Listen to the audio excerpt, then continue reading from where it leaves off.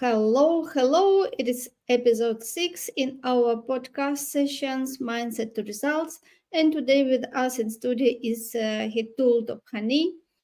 He is the founder of Man Made Mojo, and we will have a very interesting discussion today how Hitul wants to see the man healthy, happy, wealthy, how he inspires the world, and how he helps them to see the big picture.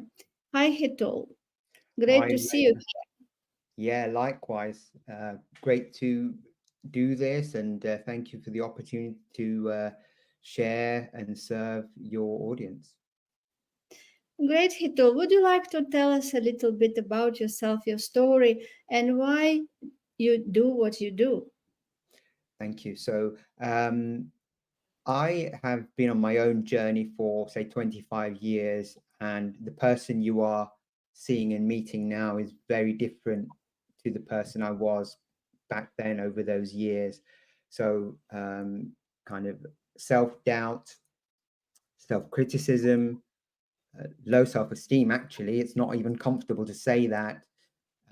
Double thinking, questioning myself, so many of these things, anxiety, worry, all of these things, and we all as people know these things are disempowering, and they're linked, and they keep us down, and they don't make us feel happy, fulfilled, and it doesn't put us in a good state.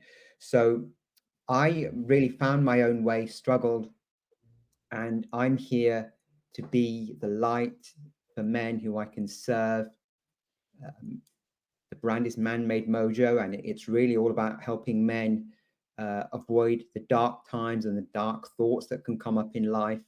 Because sadly, the blunt truth is that 70% of suicides are men, but far more than that, especially for entrepreneurs, for business owners, we go through a lot, and we're juggling a lot. And so I'm here. I've cut down the tall grass, and I'm here to take lots and lots of men with me and behind me, and have other people join and lead and serve. So it's really a movement to say, right, I struggled through for 20 years. I'm going to give you the cheat codes and the support and the environment so that you don't have to. Yeah, amazing. How, so tell me, please, how it happened that where was that moment that you decided that enough is enough and I want to change this? I want Yeah, to get rid of that. thank you. That's actually the perfect thing, I think, for the story now. So the 14th of May 2019 was that date, and I was in an office, an external office back then. That day was going nowhere, and actually, work-wise and outside work, I didn't have my mojo. I think I'd lost my mojo.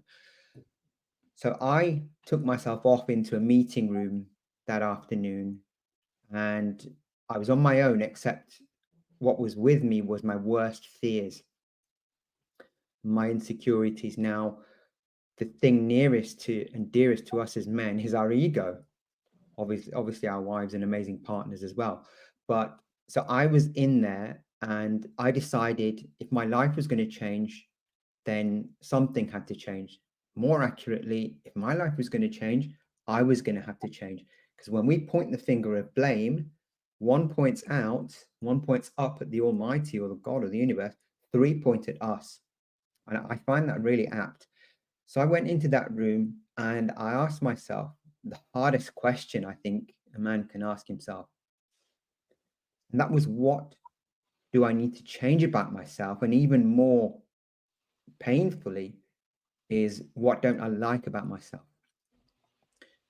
And all of those things came down on, I flowed from my hand. Now, it wasn't comfortable, but often it's the things that are least comfortable is the things that most serve us and that we most need at that time. And as it proved to be. So, and I've got this original diary entry that I share with people, and I'll tell you how that's all available. to share, to serve guys. So I was negative, I was pessimistic, I overthought, so many other things came down and down. And then that wasn't a good place to be, but that was kind of broke me down. And then I thought, right, need to flip this. What do I want to be? Who do I want to be? What does his life look like? And then on the other side, I visualized, and we know, and you'll know, and I'm sure you teach visualization as part of what you do. I visualized who he was, who me, the best version of myself was. What did he look like? How did he feel? What were his thought processes? And it was confident, calm, serene, um, ferocious, and also calm, having that twin balance, in control, strategic, and not chasing. And from a work perspective, I was chasing around and doing this and doing that, having a lack mindset. So it was flipped to abundance. So you can see how these two polar opposites, literally black and white, and those are the things that came out. So that was the day that changed my life. And it's this process that I've put together for men to walk through, and I'm there to guide them through, and they can access that, and we'll give you the link at the end.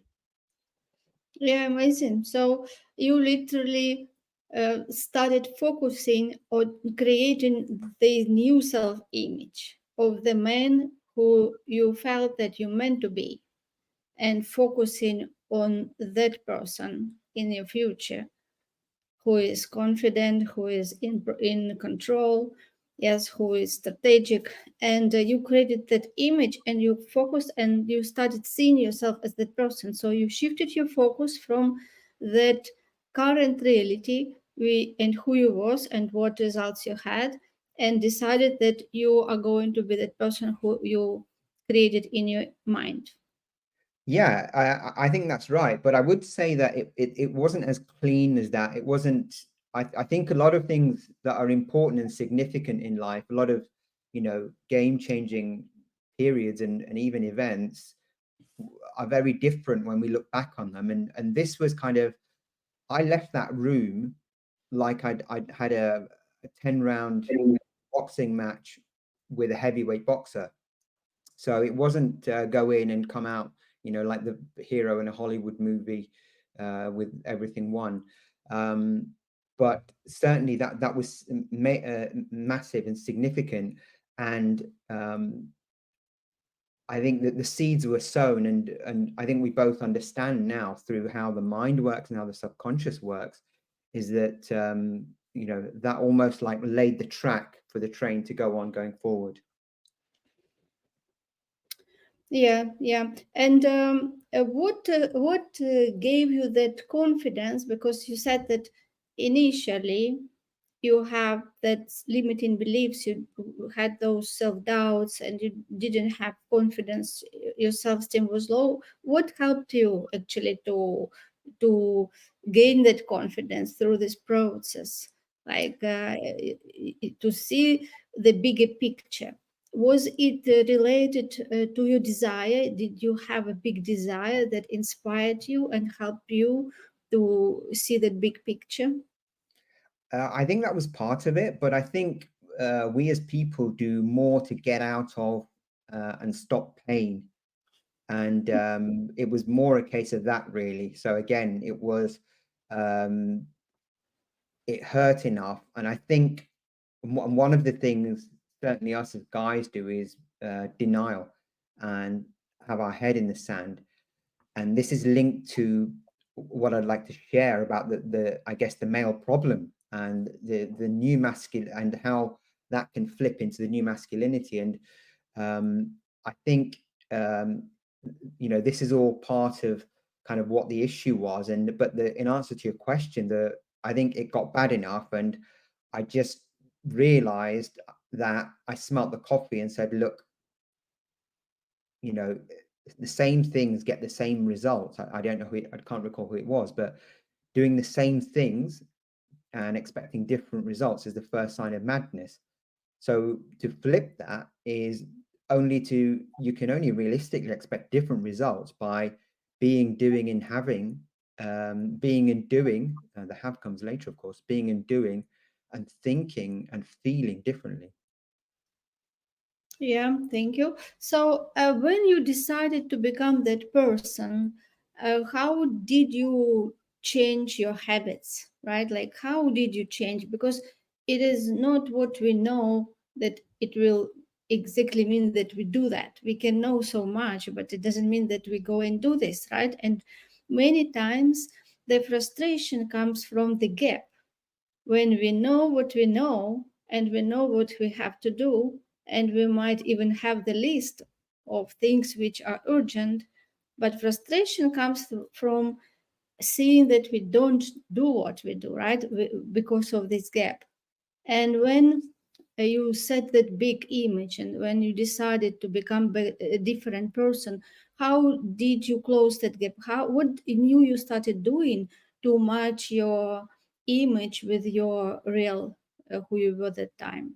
Yeah, that's an interesting question, and that gets us into interesting spaces. So some of the things I wrote, I felt passionate about, that yes, this is really important. And other Mhm. things, I thought it was, I've got like 2 or 5 or 10% of that, but to get more and to transform into that quality, or that to embody that trait, or to become that, seems ridiculous. And I'm sold now on the idea of, if your dream doesn't scare you, it's not big enough. So it was really, a lot of it wasn't, again, it wasn't at the risk of repeating things. It wasn't a calm and strategic, where I walk in and have a realization and walk out with a strategic plan. Um, it was messy at the time, and I guess it's there's a quote with teaching and speaking is, making a message out of your mess, and I think that seems very apt. So I think that was really more the situation, and some of it seemed ridiculous to think of, let alone write as a goal. But I'm evidence to say, whatever's you're deeply passionate about, whatever uh, you, if it's come to you as a thought, as a dream, as a desire, don't deny it. Listen to your gut instinct. It's come to you for a reason. And there's a, again, I don't remember who said it, but if a few people, I think a few wonderful experts that we have the blessing of learning from, is that if we have an idea, or if there's a problem, the solution or the way to make it happen, or the method and recipe, comes with it in a package. Yeah, amazing. So, could you share with us what exactly you did to change your habits? Because we are creatures of habits, right? And what we do and the change doesn't come automatically with making decision. Yeah, Yeah. you did the decision, you created that self image, you connected to your goals and desires, but what helped you to become that person? What helped you to start seeing the change in your life? Yeah, it's a few things. I think, firstly, I think sometimes it's hard and humbling to realize that what you've been doing, how you've been thinking, your beliefs have not been serving you. And that really applies to me. So a few things were like that, in saying, right, it's literally like you're walking on the earth, and then you realize, well, hold on, you're questioning the earth working on, you're walking on. And I believe the most radical and significant changes happen when we have changes in our, and self-realizations of that magnitude. So those are the things that happen. But in terms of changing habits, and second time you're asking this, so speaking to that, um, more recently, in the last, I would say 3 years, the book Atomic Habits by James Clear has been phenomenally important in my life.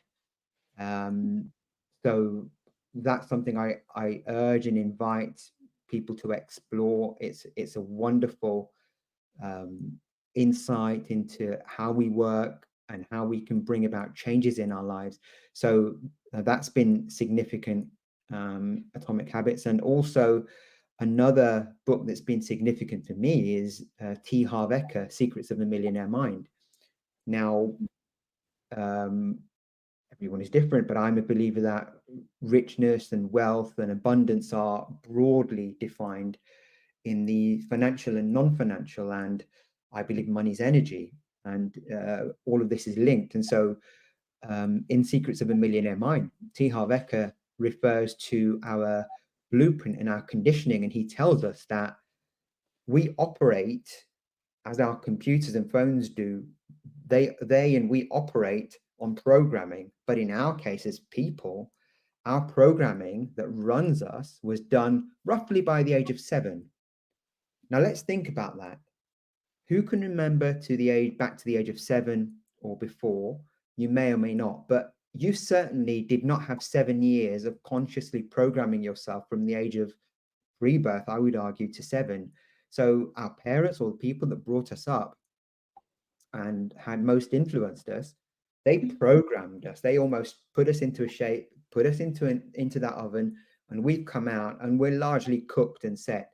So that was a big realization. And again, I don't know if I'll ever stop working on this hard coding. So yeah, these kinds of things. It's like a stubborn stain you can't shift. But some of the things that were in my programming did not serve me. So it was really getting to that, down to that level. Mm.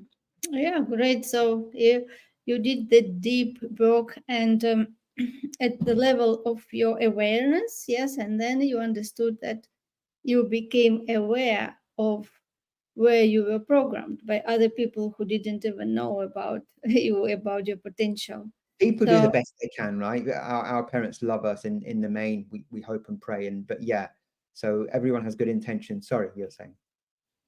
yeah, sure. Our parents do the best at the level of their awareness, what they know, what they saw their parents did for them, right? But it doesn't mean that they do the best for us because nobody has your vision, nobody has your uh, unique talents and gifts.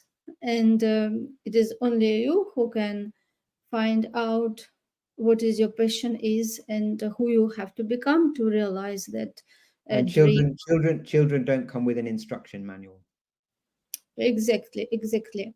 Yes, and parents, even if they want to do the best, but they just do what they know, and that is how it happens. That Mhm. at certain stage we come to understanding that we have to choose who we are and who we want to become, and when we understand why we do what we do and that it is a lot of conditioned behavior and most of our behavior is habitual. Yes, we just creatures of habits, and when we are not at the place when we are happy, wealthy and healthy, we have that understanding that we can reprogram ourselves.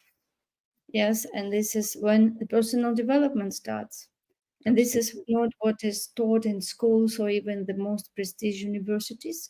This is the like only person can do himself and decide himself. Nobody can force, right? Nobody can force you to change your programs. Nobody can force you to raise your consciousness awareness. This should come from within.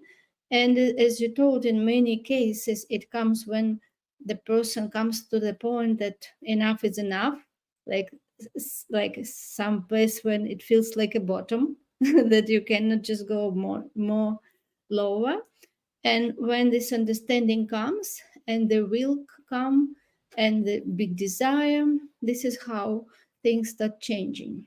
Absolutely. So can I add now the kind of the context and really the problem with masculinity is that can we get into that space briefly?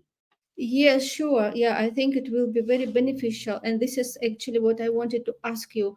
how you would like to share information, how to help men who feel now maybe the way you did before. What Sure. would be your advice? Yeah. So I will if I will finish on the how I help and how we serve and the Man Made Mojo vision and what we're here to do, but just a few things as to what the problem is. Um, Boys don't cry. Man up, right? These things don't help. We're as boys and then young men and men, we grow up with these. Women are, and generally, women are far more emotionally literate than men. It's just a skill and a language that generally, as well as the conditioning side I've just referred to with these two big statements, women are generally more emotionally literate than men. And it's more the done thing for women to express their emotions. Now, if, for example, there were two straight couples got together for a dinner or coffee or drinks, whatever, the women would get through more in 5 minutes than the guys would in an hour. And I think that's just time and time again. I see it. I've seen it with kind of friends and colleagues and nights out where, or friends groups, let's say with boys, you catch up, but you don't actually. People arrive with things in their heads and other things in their hearts, and we laugh and joke. We talk about sport and maybe shares and business and more often than not attractive women. Um, but actually, what's going on is avoided. And I made a conscious decision at one boys' night out about 5, 6 months ago that I was going to get into proper conversation.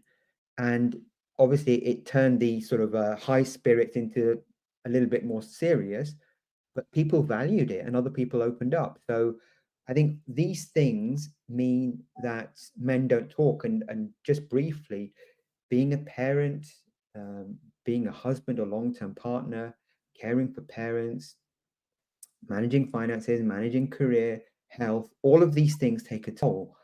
And in the process, as the years go by and as the decades go by, so many men, I see it in millions of men, they lose the identity of who they are and their spark. So we're here, we're saying enough is enough. Come to Man Made Mojo. You can come, you're not alone. We're here for you. Go to enoughstress.com. So Man Made Mojo, of course, is our website, and that will continually improve. But the process that I went through and struggled through, and including what I wrote on the 14th of May 2019, all of that is available as a package. That's called the Transformation X-ray. That's worth over £500. That's available for you. We're not selling it. We're giving it out to get you started so you don't have to struggle. There's even a playlist. So anytime you're feeling down or you want a lift, there's a curated songs which I personally have selected for points on my journey to inspire you.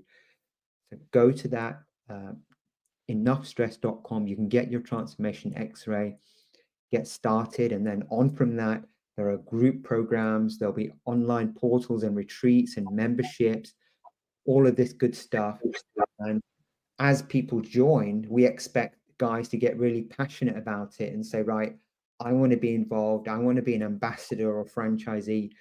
And this is really, it's not really about me, although it started from me. It's all about the guys and people making it what serves for them. And this is how, with God's grace, we're going to serve at least 1 million men to embrace the new masculinity and show up better for themselves, for their partners and wives, for their children, and for the world. Thank you, Hitul. Yeah, it is amazing, amazing mission, and so many men now looking for such a place where they can come and share maybe their feelings, exchange ideas, and just feel support. So we will put the link below the description. And if there would be one advice which you would like to give to men who are not in a good place now and don't feel confident, like feel maybe that is something, it is much more in this life for them, that they want to be more and meant to be more, what would be your advice to them? I would say, first of all, breathe. There's a few things. Secondly, identify yourself as a soul. Now, I'm from the Indian tradition. I'm Hindu, but we're completely open to everyone. And a part of my upbringing and I guess programming is that we are a soul, as a tiny speck of the super soul. So you are a soul. You are not your body. We don't say am hand. We say my hand. So the am is the soul. So you are a soul. There's a spiritual, I guess, a philosophical point there.